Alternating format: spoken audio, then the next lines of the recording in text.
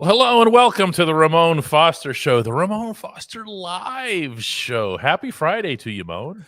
And happy Friday. What a day. I don't know, is it? It always is, man. We're here enjoying each other, talking sports and other things. And it's a good time, man. It's a happy Friday. Let's roll. I got a little bit of sunshine today, too.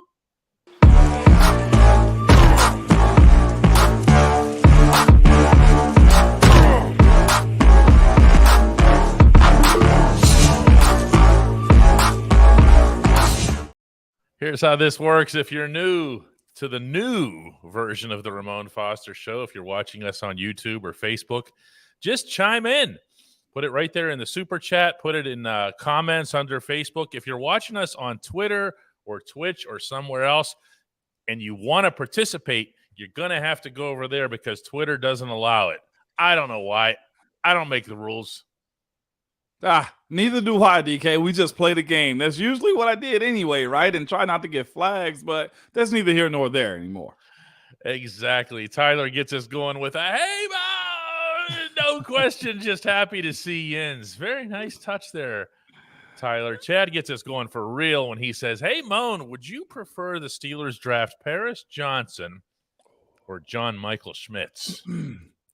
We're talking about two different positions right here. It's a great question too, Chad. Mm-hmm. Been following these young guys through this draft process a little bit. Paris Johnson, to me, has played guard and tackle. He's played a year of both of them.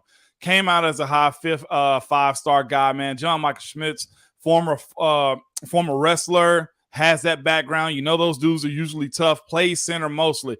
I don't think there's a fit for a guy like John Michael Schmitz because to me, Mason Cole did a really good job. He's going to primarily play center in the NFL, if I was guessing. Most people say he's the number one center coming out this year. And Paris Johnson, to me, he's going to be gone far too early for Pittsburgh. Who I'd prefer, though?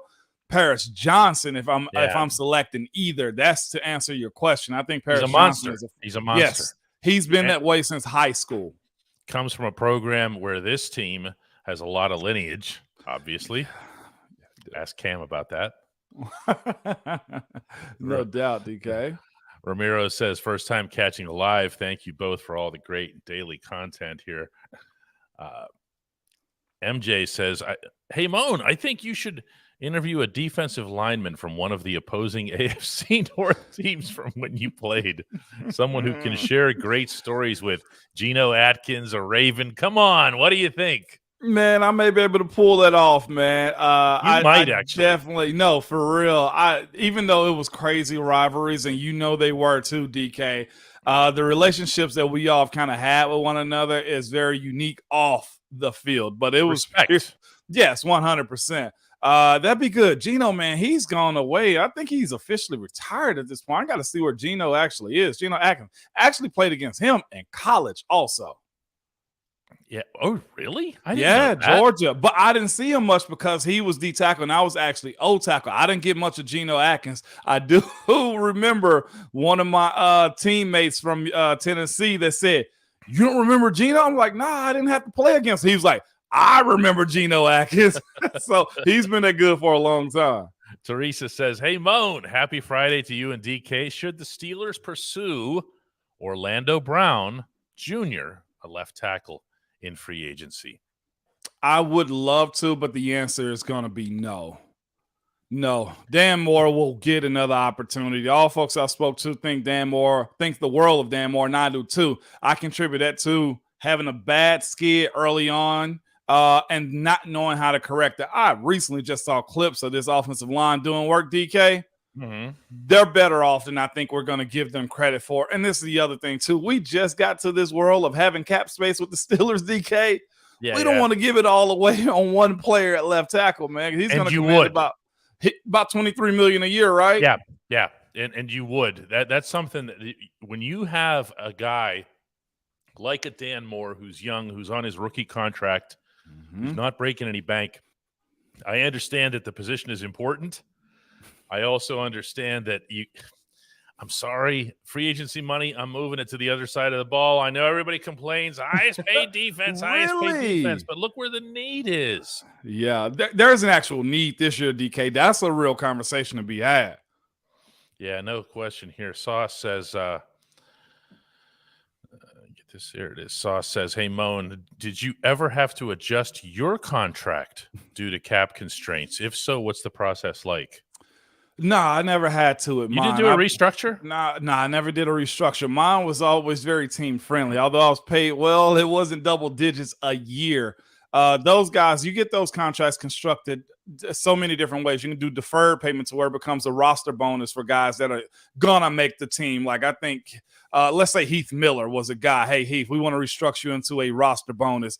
He'd go through camp, not really do a whole lot, and he'd get paid a bigger check at the day the final rosters are being paid. There's so many different ways you can get it up front. Also, as far as a bonus in the offseason that kind of happens along the way. But what it really does is it guarantees you're going to be on the team that year, which also on the back end makes you a risk later because your cap number becomes higher. Yeah, that's the interesting thing about the restructuring that goes on in the NFL is they cherry pick who they are going to restructure. It's not always, by the way, the highest paid guys, the top of the scale. You'll also see it with a place kicker. You'll see it with different guys that they feel there's just something there that works for them mathematically here. Matt says, is there something to be said for the tables turning in the AFC North in terms of locker room noise? Things seemingly going well in Pittsburgh, other teams with big distractions. Oh, I get it now. Okay, Lamar and Joe Mixon and everything else, although the Joe Mixon thing sounds like it's nothing. The Joe Mixon situation sounds crazy because it's guns involved. I don't know what it children. was. Yeah, children. Yeah, I do know that the kids these days, I say, oh God, I sound old saying that. A lot of kids have these Orbeez wars they have with those guns. It's basically like airsoft guns with like soft pellets that dehydrate, so it's not like a hazard to the environment and stuff like that. That I don't know if Joe Mixon is that dumb. But to say that Pittsburgh is a city, I'm serious. You can't be out here firing pistols at kids and stuff just because they shot a pellet gun at your house. Now, this is America. You know how it goes. You have your Second Amendment right if you feel threatened, but I don't think Joe Mixon is doing that. No. But do you think the tables are turning in terms of locker room noise? Matt, I'm going to jump in on that one because the whole mythology that the Steelers were somehow some house toxic, that was toxic, this and that, was one guy. Yeah. One guy. And then notice magically when he was gone, all the other names just fell right off the list, and they started getting off the various Shout Fest shows on national networks and everything. Why? Yep. Plain and simple. I mean, it wasn't true. Wasn't true, man. DK, this is the best part about us doing a live show too. We get breaking news as it happens, man. What is that? Pittsburgh ended up releasing cornerback William Jackson III. Oh, that was a couple days ago, actually. Was it? Why am I just not getting that, DK? I don't know. You have slow internet there in Hendersonville. Man, I got the fastest internet. It's probably because I don't have a haircut or something. No. But excuse me. Actually, William Jackson was a known thing. That was a foretold thing for months. He has something like a $12.5 million cap hit. They really liked him. He never got onto the field. That's what I thought from Washington. Yeah, I remember that trade, man. Don't remember much about his playing time there. No, it's because he didn't play. They wanted to get him on the field and see what he had. He didn't have anything. He never got on the field, and that was the end of that here. Zach has a question for you. He says, hey, Moan, what was the best draft class, top to bottom, that came in during your time? That have to be 2010, probably. Marquise, AB, Emmanuel, was Worlds in that one too. I forget who was in that one. No, not Worlds. It has to be the 2010 Pittsburgh Steelers draft to me, man. That's what I'm looking up here right now. Yeah, we get it all right. Oh, okay, you ready? Yeah. I just go ahead, DK. Let me hear. Here it goes. Marquise, first round. Jason Worlds was a second round. He was. Emmanuel Sanders, third round pick. And we're going to get into some not so great, but Thaddeus Gibson, Chris Scott, Chris Dunn Butler, Stevenson, Sylvester, but way at the end there, 6th rounder, Jonathan Dwyer. Like Stevenson, Sylvester, Sly had a good stint with us too. Injuries got him a little bit, DK, towards the latter part of that, man. Cresden Butler had a few years in the league too. Got a couple starts, if I'm not mistaken, around the league too. Doug Worthington, I think, just ran out of space inside of that room. That first 1, 2, 3 of that group, Chris Scott also had an extensive career in the league. He ended up going to Carolina, getting a couple years out of them. That is a very thorough class. From 1 all the way to 6 with Antonio Browns. Oh, my God. When we come back, more of your questions. At DK Pittsburgh Sports, we take pride in coverage that connects our city's fans to their favorite teams. Now, that connection's stronger than ever. Introducing our all-new state-of-the-art app. Find expert inside reporting and original podcasts. Check live box scores. Track the latest stats. Chat it up with our community of thousands of fans, all in one place. The new app from DK Pittsburgh Sports. Coverage that connects. You know, it's funny. This new version of the Ramon Foster Show has me feeling like baseball with a pitch clock. Why is that, DK? There's just there's a pace to it. There's a pace. Like everything is, like me and you, anytime we wanted to cut off and take a little break and detour and just BS and whatever, we would do that. Now it's like, next question. Gotta do the next thing. Gotta do the next thing. But this is also fun though, too, DK. I enjoy this, man. Look at this crowd. I love it. No, I like this a lot. We had a lot of people in here today. Wow. Randy Wagner says, hey, Moan, what was your favorite fan base besides Pittsburgh that you enjoyed performing for? That's fair right there. Probably the Titans, because that was home for me. I'd probably go as far as saying, oh, my gosh, San Diego. When they were in San Diego. Yeah, why is that? Or L.A. Because we don't come out there often. Mm-hmm. And that is one of the biggest fan bases I've seen on the road is in San Diego. I heard they have, if not I think they have the second biggest Steeler bar in America, if I'm not mistaken, too. And it shows on the road. Like that fandom outside of Pittsburgh, you know how it is on the West Coast, DK. San Diego is up there. Yes. Someone might want to get that memo to Roger Goodell. Just saying. Yeah, for sure. Just saying. That's just a big difference in terms of how that league conducts itself and just letting a market like that just go away. I know, man. You know, it was so good. I enjoy San Diego a lot. I visit out there a few times anyway, man. I love it. Alvin asks, do you think Bud would re-sign with Pittsburgh? Yes, I think he would. But I'll say this. Most guys that I know that ended up getting cut, probably how they feel unjustly in Bud's situation, probably want to play against the team that cut him. It wouldn't shock me if I saw Bud go somewhere like the Colts, Texans, or Jaguars just to get back at a team 2 times a year. Would I love to see him? Absolutely. Is there a conversation around would he go back? I asked him, I was like, man, would you consider? Most people enjoy what they had in Pittsburgh, and that answers most of the time, yes. Him and TJ had a real good thing going on. Oh, relationship-wise, too. Yes. Just so people don't think you're just talking about football. These guys were bookend brothers in every way. Mm-hmm. No, they were the perfect mesh for like, seriously. Rhonda asks, what actually happens in the locker room at halftime? Please clarify this one for everybody. I think everybody thinks that you're sitting around making adjustments. No, it really ain't a lot of going to the bathroom.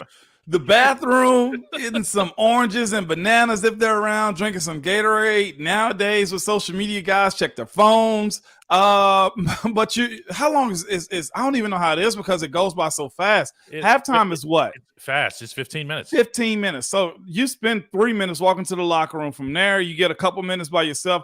Coaches come back in, DK, and they'll ask you what you like, what you don't like.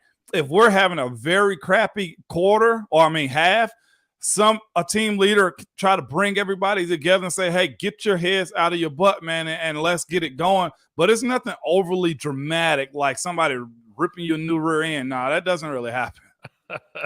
Donnie asks, hey, Moan, which team/stadium did you least like visiting and why? Tampa. Not in the division? No, not Because in you the like division. those games. I love those games, and they have nice hospitality too at the stadiums. Tampa puts you underneath the stadium where the fire, what is that, retardant is underneath the spray stuff. Like you're really in a hole at Tampa when you're in the visiting locker room. Their locker room absolutely sucks. I hated going to Tampa. Plus, it's humid. Tampa needs a new stadium. I know they get all the Super Bowls and stuff, but I hate that place. That place is very, very different, to say the least, including its location, just out in the middle of some suburban grass. Yeah. Very, very unusual here. Always icky and hot too. Yeah, well, that's Florida in general. Don't get me started on that one here.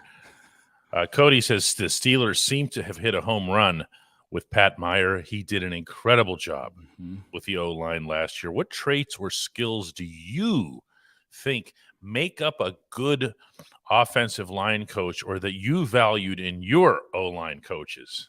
Individually coaching. Don't coach everybody to the same criteria. You do the same technique and allow flexibility in it, but don't try to make a right tackle play like a left tackle when athletically they just don't match up. Don't try to expect the center to do these types of things, knowing where your adjustments are, and also treating those guys like they are important. That's one thing Munch did. Like, we knew he was going to go fight for us, and I feel like Coach Pat Meyer does the exact same thing with this group. If you listen to them, you hear that kind of resonate a little bit. You know, there's a lot of different ways to look at that situation. The number one that I have is that he had both challenges in front of him. Coach Meyer did. Yes, he did. He had to coach up the left side. Well, actually, all of them, all five of them individually. But he also had to form them into a union. Okay, and that's why it still strikes me that late in the season, when I went up to it was in Charlotte. Yeah, I asked James Daniels and Chuks Okorafor sitting right next to each other, tell me who gets the credit for this. And I'm looking at Chuks, but James Daniels jumps in and says, coaching. Yeah. Like that. Yeah. And it was exactly, and it was no joking, no nothing, just coaching. Yeah.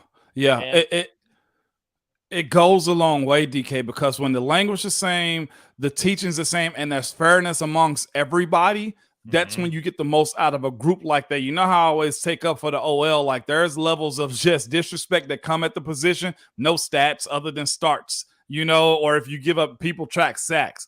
So that matters a lot, DK, to a very prideful group most times. Michael asks, hey, Moan, we're going to start getting a lot of these. If you had to rank their level of toughness / difficulty to play against, what order would you put these guys in? Gino Atkins, Haloti Ngata, Aaron Donald, Calais Campbell. Michael, I'm going on personal side, not necessarily what the masses think. Number one on that group to me was probably Gino. One, because you don't expect it. Two, wait, what do you mean by you don't expect it?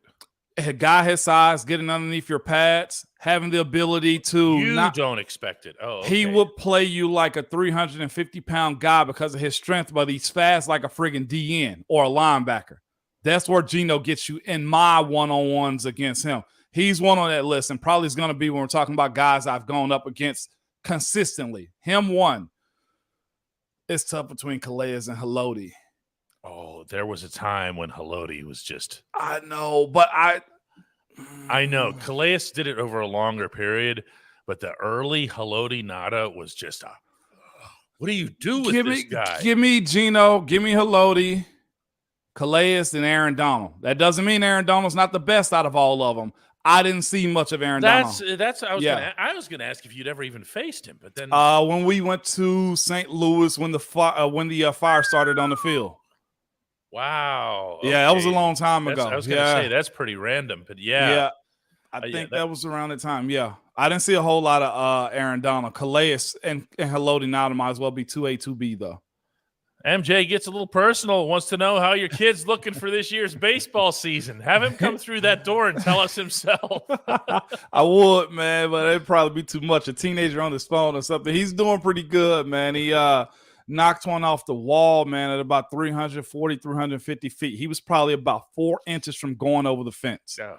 He's 14, and he's pitching well, too, so I try to suppress that because baseball's such a hard sport. You know, it's good days, bad days. And also it depends on the friggin' umps too, man. Oh, here goes Dad. No. I played a game last night. Kid on the opposite side. Same spot. My kid. Not the same spot. Josh Bittinger asks, hey, Moan, would you rather have Dan Moore at left tackle or Darnell Wright? Or even Wright over Chooks possibly on the right side? Let me tell y'all this, okay? Chooks not moving from that right tackle spot. Chooks is not moving.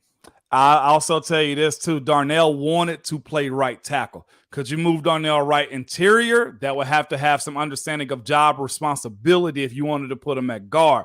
But this kid is more productive at right tackle than he was at left tackle. You look at his measurables, though, from the combine, pretty much a 5 flat DK. Mm-hmm. That says left tackle speed. But that is also the position in which you just kind of say, why would I change him? I was telling the story to somebody earlier. You remember when Dave came in, I was playing right guard. Who was the first rounder that only played right guard? De Castro. Man, we need you to play left guard, man. Yep. Want to move you over there. You know what happens? Dave plays right guard. Dave plays right guard. Yep. Why would we change that? Yeah, I get a sense, Moan, in general, from the fan base that they think less of the Steelers' current state of the offensive line than the Steelers do themselves. Not from any PR or spin standpoint. I think that they really think they've got something. They do. I know they do inside that building. The fan base doesn't DK because they're not us. And you know what happened to us? We weren't the line before us either. It takes time for that group to grow on you. It takes time for that group to grow up individually and collectively too. You're not wrong in how you feel about them. Always wanting replacements. Heck, we heard that same stuff. Did we not, DK? Well, especially with Al. Al was the one because Al looked different. There were some doubts cast because he was seen as a late bloomer for very obvious reasons. Okay, he was busy doing something a little bit more important before that. But they also know that Al came in with the physique, which he did of I was going to say tight end, almost a tight end, almost like a wide receiver. Yeah. But he added 100 pounds. Yes. He added, that is a lot of protein shakes.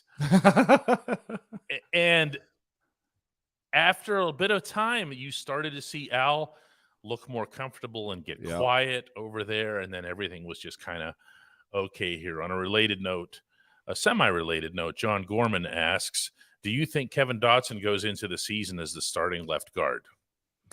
That's my only, what do they call that in football, soccer? That's my only yellow card.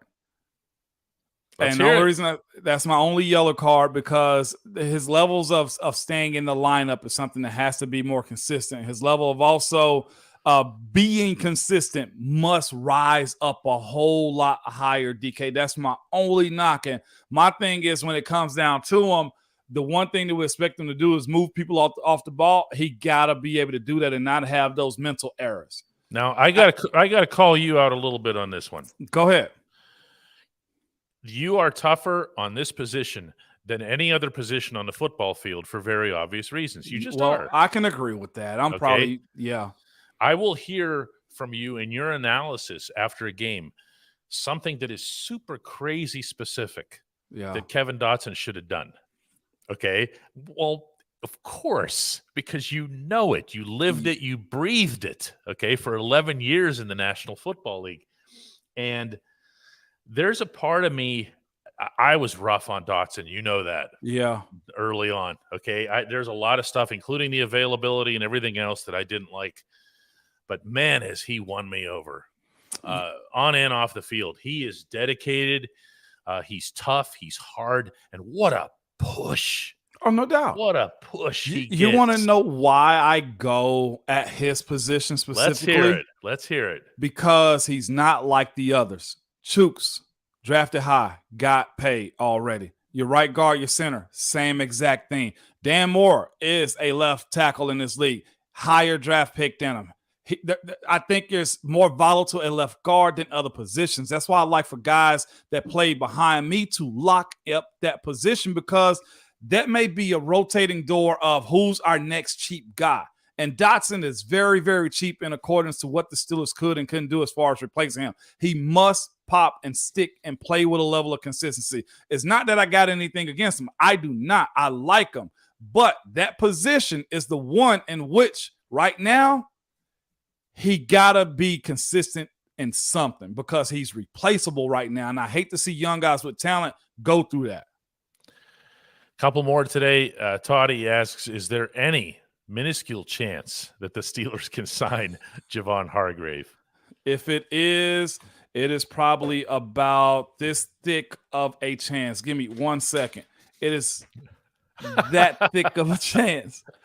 You see, I highly doubt it, man. Hargrave's got a really nice market. That's where I'm at on that one. Yeah, I mean, he's 30, which isn't going to help, but he's at a position where he's coming off arguably his best season.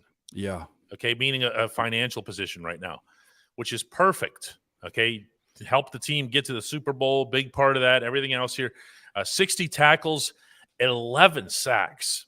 Mm-hmm. That is the most Javon line ever, because he'll tell you he's not himself unless he's getting to the quarterback. He's not a plugger.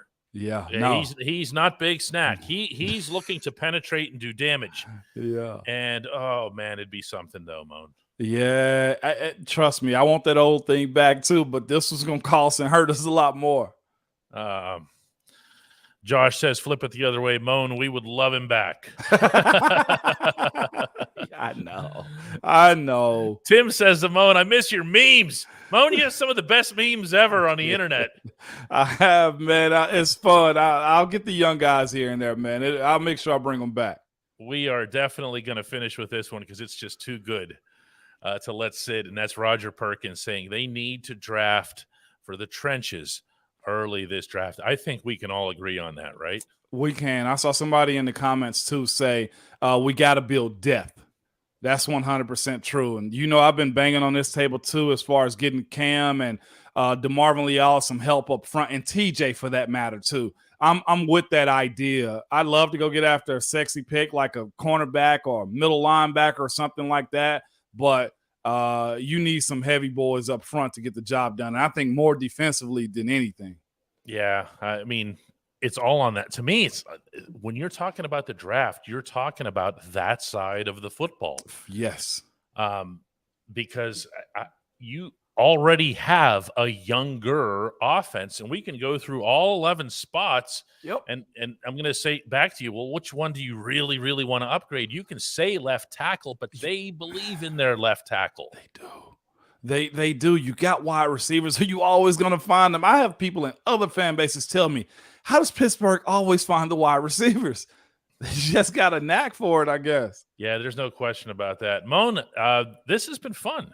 You enjoying yourself?